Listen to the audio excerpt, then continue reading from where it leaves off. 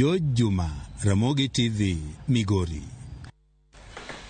Aya kwa kanyo ni apis jarang budget ma thuru ka endio yango ni piny owacho nikod gope maloyo bilion 600 mane pok ochul ka chop giko dwe mar 12 higa mokalo. To kaka George Batilero, jarang budget men Margaret Nyakango e twak mare nyimo od bura mar Senate olero ni tiyo kod lony manyasani ema biro tieko midhiero mar deko mar omenda ma ichwalo ne counties.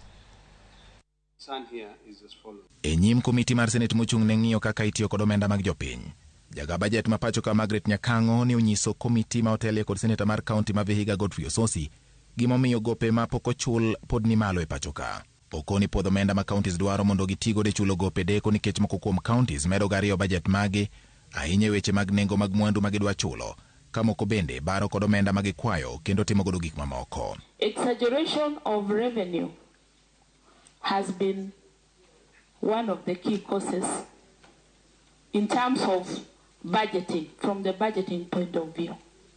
And then from the expenditure point of view, diversion of payments to non-deserving cases would be one of the key reasons. Jaga budget bendo koni counties moko chwalo dwaro mar yudo omenda mag chulo tije manotim machiegni kama ne otim chon mawinjore chul mokwongo iweyo oko. The payments must be done in a first in, first out method.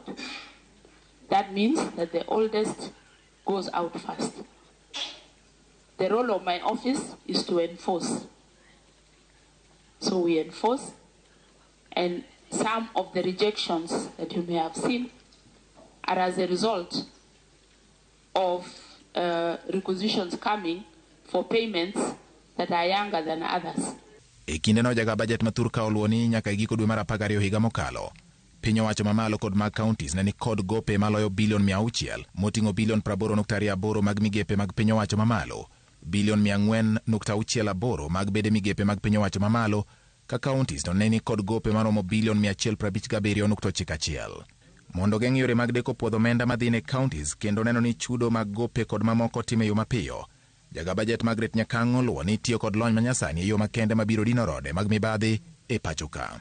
If we automate, then it will be possible to only receive a schedule once, and then it is clear it is not possible in an automated system for a schedule to be submitted twice. That's the only thing that will save us. Senator Manarok Ledama Olekina mabende ni jakanyo mar komiti mar Senate mang'iyo kaka itiyo kod omenda mag jopiny owacho ni winjore counties omi thuolo apisi mar jaga budget mondo mi odonje lai mag chudo ma itiyo kod counties. Ka bende ogolo siem ne apisas mag county manyayo timbe mibadhi ni biro kauni gi ndamo mager. County governors must now be ready to allow the control of budget to be able to log in and see the requisition that you asked for. You requested 100 million to say you are paying so and so and so and so. Did you pay those people or not? KRA must also take a very active interest in this. We will now begin to criminalize accounting officers, and we will take it under our own volition, our own initiatives. We will now be suing them. If you requisition money and you do not pay what it was intended to, you'll have to pay for the consequences.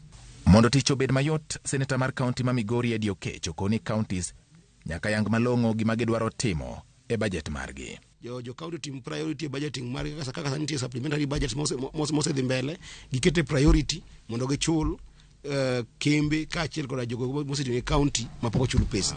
Joma kwayo pesa malo onyisi ni wadwaro pesa mwadhi timogo wadhi chulo jopur moko jotich moko 10 to gidhi chulo jotich 50 jotich 100. Koro mano en shida maduong' kabisa ma control of budget nonyiso kawuono ni counties bedogo. Edi bende oluoni gidhi keto okenge mag neno ni janon buge omenda mag piny owacho otimo tije yo makare. To ng'amono wariro ne kabisa bang control of budget en auditor general mondo mi ng'ini pesa mano wuok be otiyo makare mondo mi chieng' moko ng'iyo pesa mbele kuno dhi kwa pesa machielo to koje ni wuok. Twak mar gope ma piny owacho ni go kod yore mag chulo gi omako mache pacho ka e kinde ma joma notiyo ni kod geno ni biro keto kenge mapiyo mar chwalo ne gi chudo. George Bati, Ramogi TV.